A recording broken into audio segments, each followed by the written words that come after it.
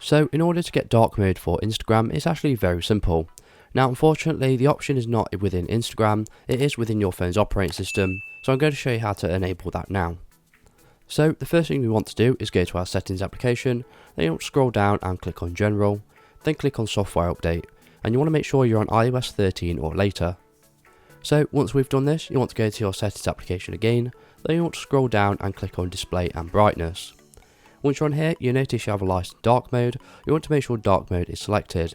You can also go through other settings as well to configure it how you'd like. Once you've done this, you want to go ahead and open up Instagram, and you'll notice that it will be turned into a dark mode. A quicker way of doing this would be to go to your control center, then press and hold on the brightness bar, and then select dark mode on the very left, and you'll notice that your iPhone will go from dark to light mode and vice versa. So if this video was helpful, please leave a like and pass on to someone who may find it helpful as well. Thank you for watching and have a good day.